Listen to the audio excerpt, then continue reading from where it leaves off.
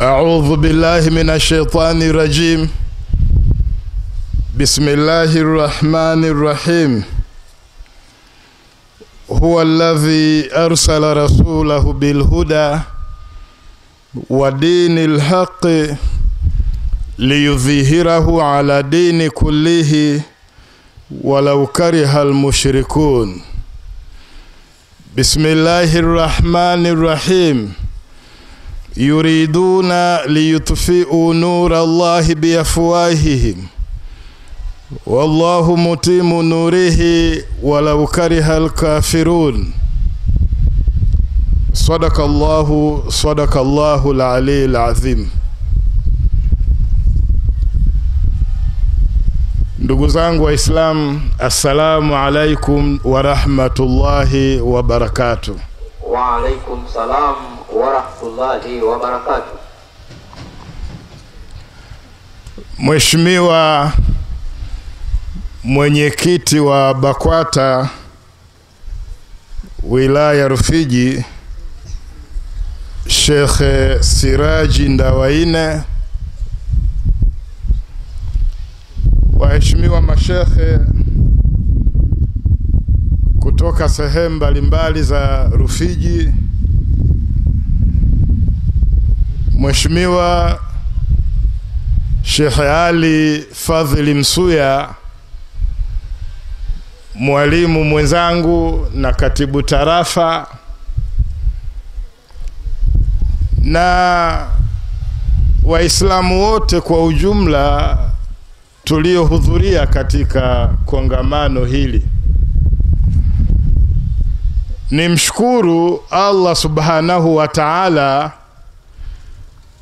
kujalia na kuwezesha azma ya kufanya kongamano hili kutimia, na sasa tumejumuika katika kongamano hili kama tulivyotaka sisi na kama Allah subhanahu wa ta'ala alivyojalia kwa taufiki yake. Watukufu wa Islam, kongamano hili ni muendelezo wa makongamano ambayo yamefanyika nchi nzima ya Tanzania.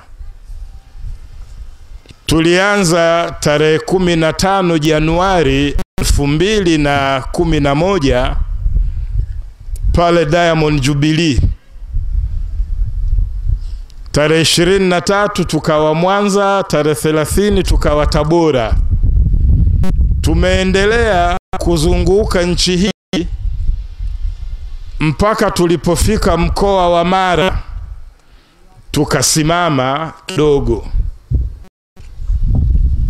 Na tuliposimama tulikuwa tumebakisha mkoa mmoja wa Tanzania bara, na tulikuwa tumebakisha Tanzania visiwani.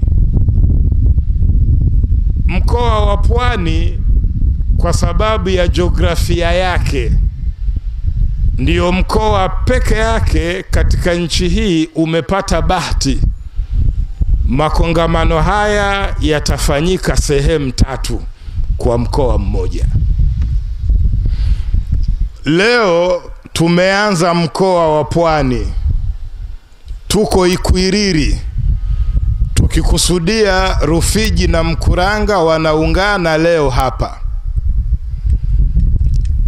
Tarehe 16 itakuwa ni Ijumaa, tutakuwa Kibaha, kwa maana Bagamoyo, Kibaha na Kisarawe watakutanika Kibaha. Lenyewe halitakuwa Jumapili, litakuwa ni Ijumaa, na pengine ni baada ya swala ya Ijumaa tarehe 16. Na tarehe 18 biidhnillah itakuwa Jumapili tarehe 18, tutamaliza kisiwa cha Mafia. Tutakuwa Tanzania bara tumeimaliza yote. Tarehe 2 mwezi wa 10 tutakuwa kisiwa cha Pemba. na tarehe 9 mwezi wa 10 tutakuwa kisiwa cha Unguja, na ratiba ya Tanzania bara na Tanzania visiwani yote tutakuwa tumeimaliza. Baada ya hapo litafanyika kongamano la kitaifa. Nyuma tulidhani tungemaliza mapema, tukadhani bunge hili la bajeti lililokwisha tungeliwahi ili Waislamu wakaenda bungeni, lakini mzunguko tukawa hatujaumaliza. Tutaumaliza tarehe 9 mwezi wa 10 insha Allah. Sasa baada ya hapo tutaitisha kongamano la kitaifa. Sasa hili kongamano la kitaifa, tangu sasa nazungumza, Waislamu waanze kudunduliza nauli. Popote tutakapolitangaza, tutataka sasa kila Muislamu, haitakuwa viongozi, lakini kila Muislamu afungashe kilichokuwa cha kwake, aje tutakakomwita. Na akiondoka nyumbani, aondoke familia yake kamkabidhi Mwenyezi Mungu na mtume wake. Taraktullahi wa rasuli, kwa sababu kurudi itategemea majaala ya Mwenyezi Mungu Subhanahu wa Ta'ala. Takbir Islam. Na kwa hili hakuna nguvu yoyote nchi hii inayoweza kulizuia. Nguvu yoyote itakayotokeza kulizuia hili itakuwa imenuia tu kuwaua Waislamu, na tutakufa insha Allah. Takbir. Kwa hiyo tuko sehemu ya mwisho ya kumaliza mzunguko wa Tanzania. Waislamu, katika hadhara hii nitazungumza mambo mawili makubwa, na kuombeni radhi mapema, naweza nikachukua muda mrefu kidogo kuzungumza. Kwanza nitazungumza mfumo Kristo. Nitauzungumza kwa kina chake, tuelewe vizuri tunapozungumza mfumo Kristo. Lakini la pili, tutaitazama hutuba ya Mheshimiwa Rais katika baraza la Idi aliyoitoa Jumatano tarehe 31 mwezi wa 8 2011 pale msikiti wa Gaddafi Dodoma. Na yenyewe tutaitazama, na nitaendelea kuizungumza hotuba ile mpaka mwisho wa ziara za mfumo Kristo. Haya ni mambo mawili nitayazungumza katika hadhara hii ya Rufiji. Lakini katika maongezi haya mfumo Kristo, nitapenda niungane na mwenyekiti wetu wa wilaya Sheikh Siraji. Nitazungumzia pia Uwawaru. Kama nitasahau, wepiga kelele tu huko Uwawaru. Ni kitu nimekichomeka, hakipo kwenye notes zangu, naweza nikasahau. Sasa we piga kelele huko Uwawaru, tuzungumze na Uwawaru pia muelewe. Uwawaru ni kitu kipo Rufiji, lakini Waislamu wa Rufiji hawaelewi Uwawaru. Sasa tutazungumza Uwawaru kidogo. Kwa haya na kuombeni radhi mapema, naweza nikachukua muda wenu mrefu kidogo kuzungumza. Waislamu wa Rufiji na Mkuranga, nchi yetu ya Tanzania inalo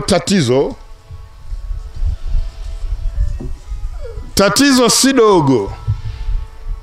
Bahati mbaya linazungumzwa katika lugha nyepesi, viongozi wa siasa wanalizungumza katika namna nyepesi nyepesi, na hata sisi viongozi wa dini na sisi tunalizungumza katika lugha nyepesi nyepesi. Na kwa sababu ya kuzungumzwa katika lugha nyepesi nyepesi, na raia wa kawaida wanalitazama swala hili katika mtazamo mwepesi mwepesi, na bahati mbaya wanasiasa Waislamu kwa Wakristo, mithali ni wanasiasa, wanaliongea swala hili kipropaganda zaidi kuliko kiuhalisia. Na swala hili kuzungumzwa kipropaganda linafanya swala hili lionekane ni la kawaida. Tanzania inalo tatizo kubwa, tatizo la udini. Inawezekana Tanzania tukawa tumeepuka tatizo la ukabila, ingawa na lenyewe lipo, lakini tatizo ambalo Tanzania imetumbukia na tatizo la hatari ni tatizo la udini. Wanasiasa wanakemea udini. Kisimama mwanasiasa anakemea udini. Mara nyingi tunasikia wanasiasa ukiwaita baraza la Idi, Mheshimiwa Rais pia naye ametumbukiza kukemea udini, kusema nchi hii serikali hii ya Tanzania haiwabagui watu kidini. Uongo mtupu, tutazungumza zamu yake ikifika kwa ushahidi mzito tu. Tatizo la udini. Na bahati mbaya kila anayezungumza udini katika nchi hii haweki wazi kuonesha nani mdini. Haweki wazi nani mdini na anafanya nini kuendeleza huo udini, ni kitu hakiwekwi wazi. Muislamu, wewe Muislamu unayenisikiliza, wewe lugha hii ndiyo huielewi. Wanaposimama wanasiasa ama Waislamu ama Wakristo wakakemea udini katika nchi hii, kila anayezungumza hawezi kukuambia katika nchi hii mdini ni nani na anafanya nini kuendeleza udini. Kwa lugha hii mpaka leo, pamoja na makemeo mengi ya udini, mdini hajulikani na nini anafanya kuendeleza udini pia haijulikani. Kwa hiyo makemeo ya udini yanabakia hayana nguvu, hayana uzito, hayana maweko, yamekuwa ni ya ujumla sana. Mara nyingi katika makongamano nimezungumza, patokee mwanasiasa jasiri. Panataka ujasiri na roho ngumu pengine kuliko ya paka kutaja mdini ni nani. Wanasiasa wote wanafiki wakubwa hawana ujasiri wa kutamka wazi wazi nani mdini na nini anafanya katika nchi hii kuendeleza udini. Wote wamebaki na unafiki mkubwa wa kisiasa.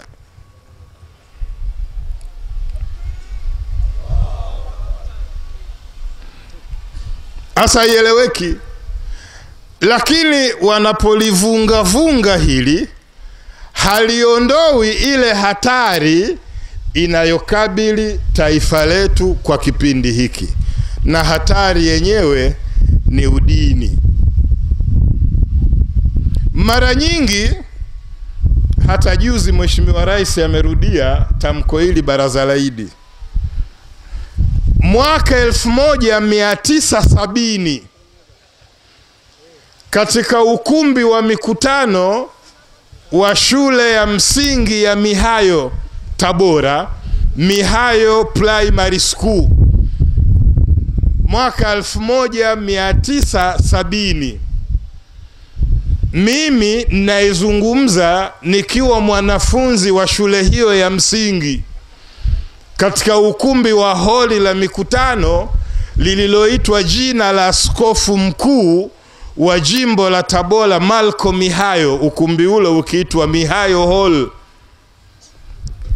Nyerere, Julius Kambarage Nyerere, kwa mara ya kwanza alitoa hotuba rasmi ya kitaifa,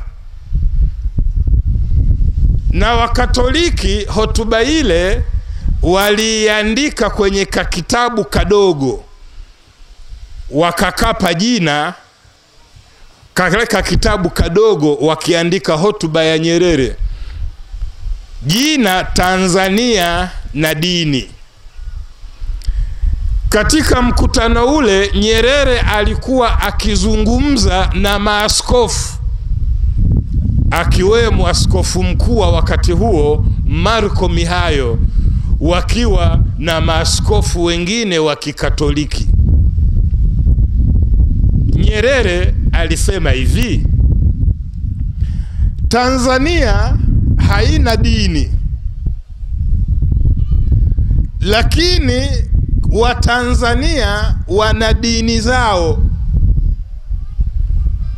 na chama cha TANU hakina dini, lakini wanachama wa TANU wana dini zao.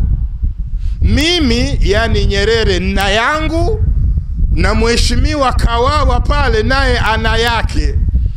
Tukikutana kama serikali, tukikutana kama chama, hatuulizani dini, kwa sababu Tanzania haina dini na wala chama cha TANU hakina dini. Kuanzia kauli hiyo mwaka 1970 ikawa ndiyo kauli ya wanasiasa. Kila anayesimama anasema Tanzania haina dini, watu wa siasa wana dini. Kila anayesimama Tanzania haina dini, wanasiasa wana dini. Kila anayesimama Tanzania haina dini, wanasiasa wana dini. Na sijui mwimbo huu utakwisha lini. Tanzania ina dini. Muislamu uelewe, Tanzania ina dini. Chama cha siasa cha Tanzania kina dini. Si kweli kwamba Tanzania haina dini. Tanzania ina dini, dini rasmi ya serikali, na dini rasmi ya serikali ya Tanzania ni Ukristo. Mnanielewa nyi wa Rufiji?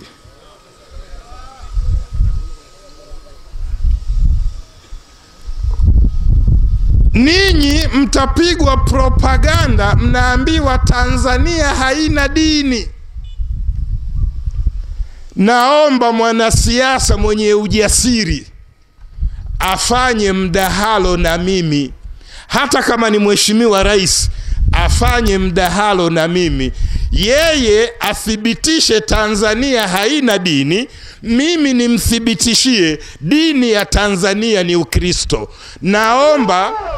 Naomba mwanasiasa nchi nzima mwenye ujasiri asimame na mimi hadharani, yeye masaa mawili aseme haina dini, na mimi masaa mawili niwahakikishie dini ya serikali ya Tanzania ni Ukristo.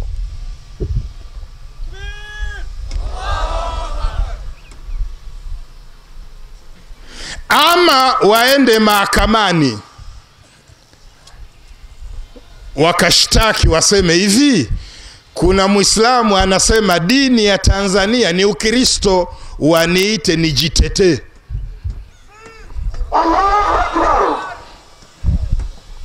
Kama wana ujasiri, na nimesema ujasiri wenyewe sio wa kawaida, unazidi roho ya paka.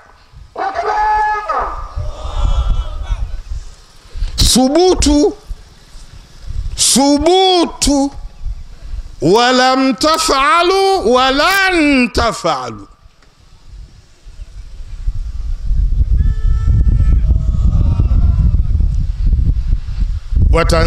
Waislamu wa Rufiji, hili ni tatizo katika nchi yetu. Tatizo la nchi yetu ni mfumo Kristo. Ndugu yangu pale Sheikh Ali Fadhili, katibu tarafa, aelewe hivyo, na kama kuna mkubwa mwingine aelewe hivyo. Wanautumikia Ukristo zaidi kuliko Utanzania.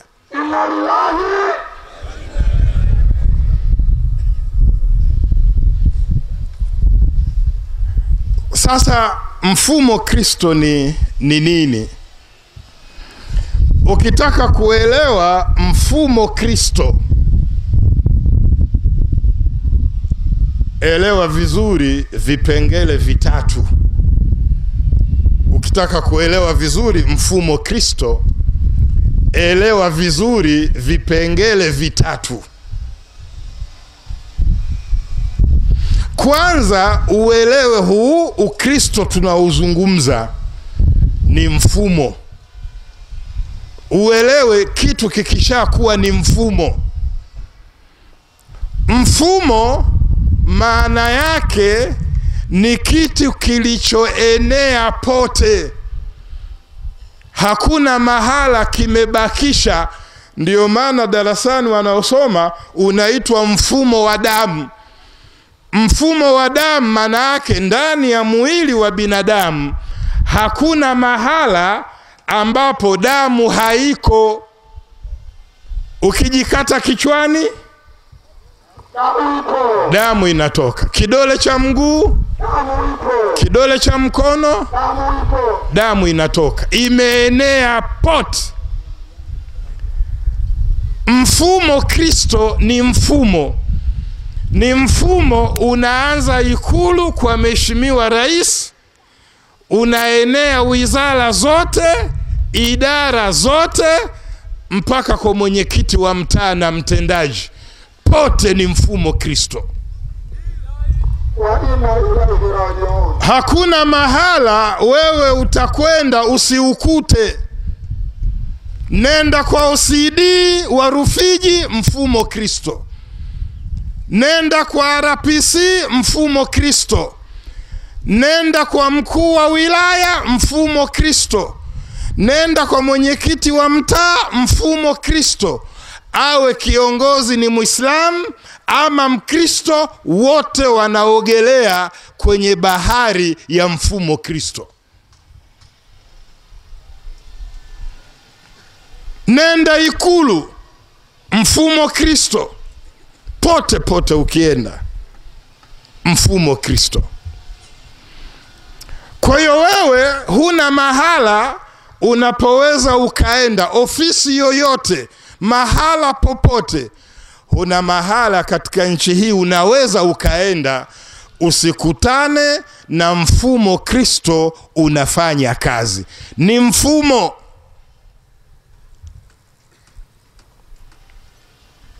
Menelewa vizuri Tangu mwenyekiti wa mtaa, afisa mtendaji sijui wa kata, mbunge. Nitaeleza mbele mnisikilize. Hata akiwa mbunge Muislamu unisikilize. Manake nyinyi mnaweza mkadanganyika ama mkadanganywa kwa hoja laini. Wanasema mfumo Kristo, mbona rais wao Muislamu? Mbona makamu wa rais Muislamu? Mbona na wale wa Zanzibar Waislamu? Mbona mbunge nini Muislamu?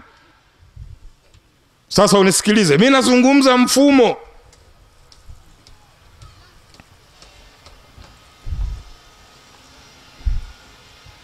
Nazungumza mfumo, umeenea pote mfumo. Hakuna mahala utakapokwenda usikute harufu ya kanisa mahala pale. Hata kwenye ofisi aliyeko Muislamu, harufu ya kanisa tupu imeenea ofisini. Inawezekana mwenye ofisi haoni ile harufu, inataka kidogo akili ya kujua. Akili ya kujua kidogo. Kwa moja ni hilo mfumo. La pili unalotakiwa kujua, mfumo Kristo, maana yake Wakristo katika nchi hii wamehodhi madaraka. Wamehodhi madaraka na nafasi za maamuzi, wamehodhi wao. Wamehodhi nafasi zote za maamuzi na nafasi zote za madaraka, wamehodhi Wakristo. Wakristo katika nchi hii wamehodhi nafasi za madaraka na nafasi za maamuzi kwa 85%. Na bado hizo 85 haziwatoshi. Mheshimiwa Kikwete akimteua Muislamu kwenye kanafasi haka kamoja, soma magazeti ya mfumo Kristo yanavyopiga kelele, kama Muislamu kamoja kamewekwa mahala. Ona Wakristo na mifumo yao ya habari wanavyopiga kelele kwa Kaislamu haka kamoja kuwekwa kwenye madaraka. Wao Wakristo wamehodhi madaraka na maamuzi katika nchi hii kwa 85%. Nchi hii wameishika wao. Huo ndio mfumo Kristo. Hapa Rufiji, Mkuranga na ukanda wote wa Pwani, 99% ni Waislamu. Humu ukimuona Mkristo kaletwa kikazi. Ukitafuta kaburi la babu yake hapa Rufiji hulipati. Humu ukichakura humu ukakuta yuko Mkristo ameletwa kikazi, kiofisi. Muulize kaburi la babu yako liko wapi, hawezi kukuambia, kwa sababu ardhi ya Rufiji, Mkuranga, ukanda wa Pwani ni Waislamu. Lakini ukijua hivyo, anza sasa, afisa kilimo hapa nani? OCD nani? OCCID nani? Mkubwa wa nini nani? Utakuta ninyi ni Waislamu, uongozi wote ni Wakristo ndani yenu. Mnanielewa? Rufiji 99% ni Waislamu. Jana nilikuwa Mtunda. Nilienda Mtunda.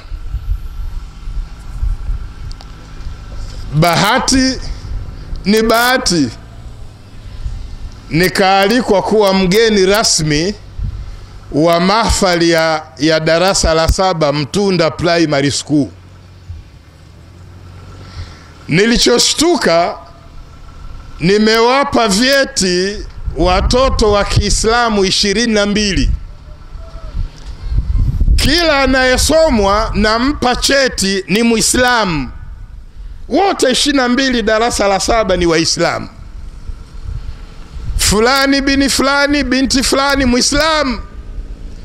Nikashtuka, na muuliza mkuu wa shule, hawa wanaomaliza darasa la 7 hakuna Mkristo? Akasema shule yangu yote, acha la 7, yote sina Mkristo hata huyu mmoja. Ananambia na sio shule hii tu ya Mtunda, tembea shule za Rufiji, zote za Rufiji. Kama utakuta Mkristo wa dawa kawekwa wa kulogea.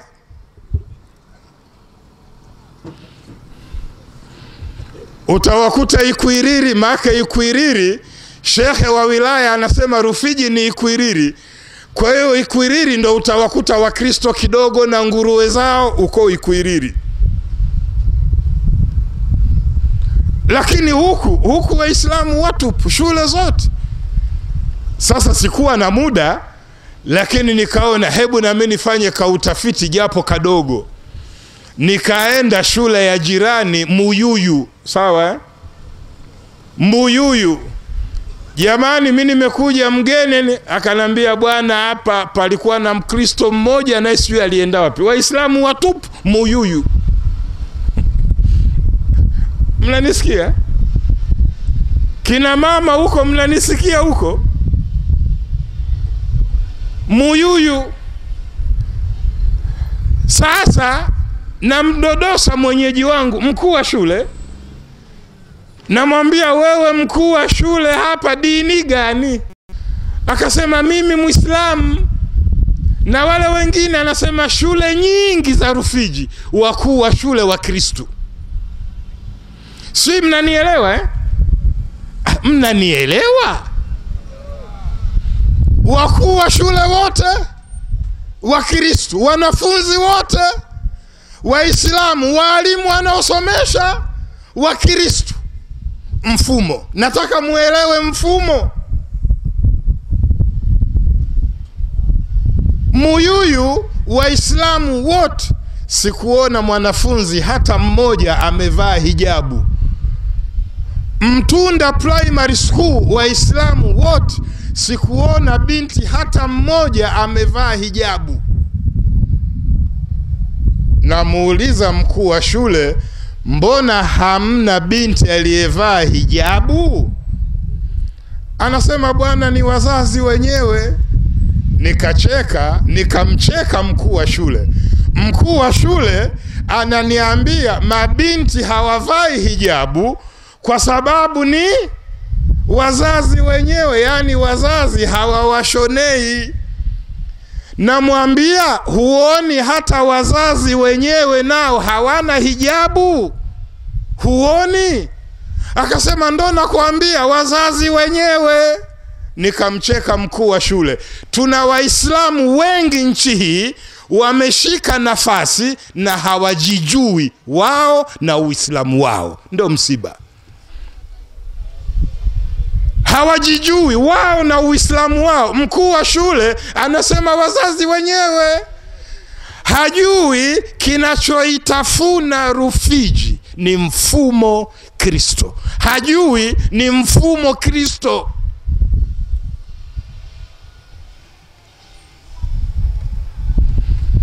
Na tunao Waislamu wengi wako kwenye nafasi.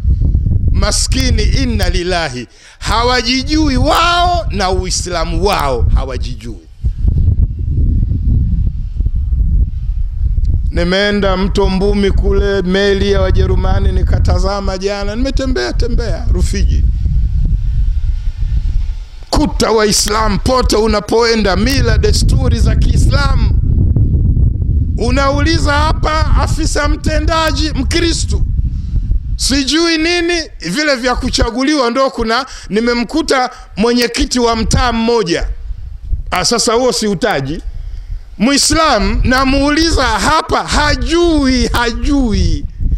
Liko liafisa tendaji Kristo linajua mambo yote, linawafisidi Waislamu wa Rufiji. Kristo ndo tendaji limeshika. Sasa lilivyoniona sijui mjanja likaanza kundodosa. Wewe umesoma mpaka wapi? Nimesoma. Maake limeshtuka. Maake huku Rufiji watu kama we hawaji huku, watawaamsha wandengeleko.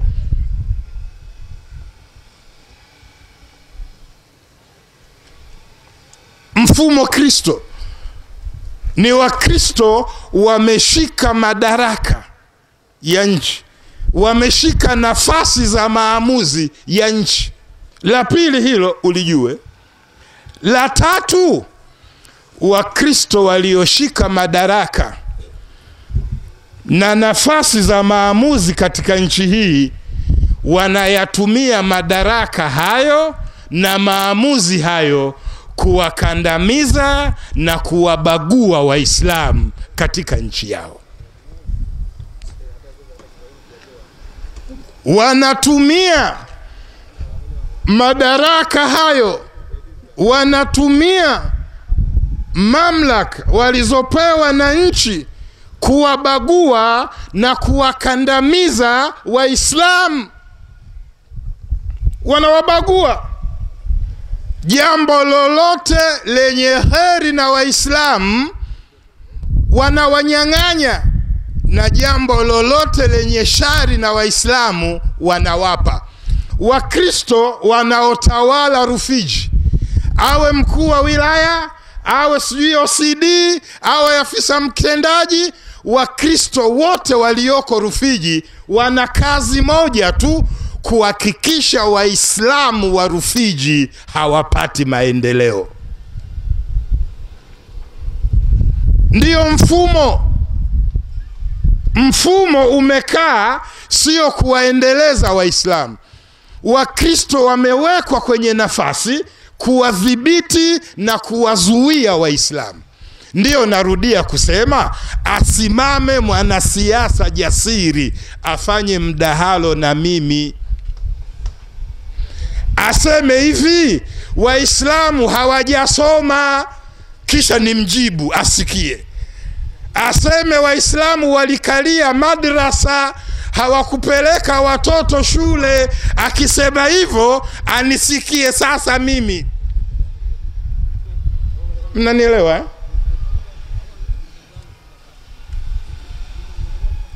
Propaganda zilizopitwa na wakati.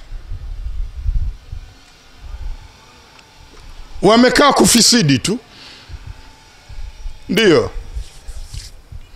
Sasa hapa bwana, mtaletewa Wakristo, mtaletewa Uwawaru, mtaletewa tu hapa, ili mradi Muislamu wa Mkuranga na Rufiji na Muislamu yoyote asiendelee. Mwaka 1972, Sheikh Fadhili, nisikilize vizuri. Sheikh Ali Fadhili, katibu tarafa, nisikilize vizuri. Mwaka 1972 walikuja Waislamu kutoka Kuwait. Walipita barabara hii tangu Dar, Lindi, Mtwara, Songea. Waislamu wa wapi? Wa wapi? Kuwait. Nikuuliza, mnasema bwana, watu wa Rufiji vipi bwana? Hamna ubavu hata wa kusema bwana? Watu wa wapi? Kuwait. Walipita Waislamu. Watu wa Kuwait wakagundua mikoa ya kusini ni mikoa tajiri. Wakati huo kusini inaitwa southern part of Tanzania, na utajiri wa kusini wakati huo ulikuwa juu ya mambo matatu makubwa. Kwanza, Nachingwea kulikuwa na kilimo kikubwa sana cha karanga. Wakoloni wa Kijerumani kwa utajiri wa karanga walijenga reli kutoka Nachingwea mpaka bandari ya Mtwara. Mtwara palikuwa na utajiri wa katani, palikuwa na utajiri wa korosho, Tandahimba, Newala. Utajiri mkubwa: korosho, katani, karanga. Pakajengwa reli ya kutoka Nachingwea kwenda bandari ya Mtwara kusafirisha karanga, kusafirisha katani. Mikoa ya kusini ikawa na utajiri mkubwa tu. Bonde la mto Rufiji palikuwa pakilimwa hapa kilimo cha kutosha robo tatu ya Tanzania wanakula na kushiba kwa mto Rufiji. Jamani, mtanuia radhi, tatajataja wandengeleko watani zangu, mimi Mnyamwezi. Kuna vindengeleko vilikuwa vinaliwaliwa na mamba, lakini vichache. Lakini wachache. Lakini mpunga tunakula robo tatu. Wa Kuwaiti walivopita hapa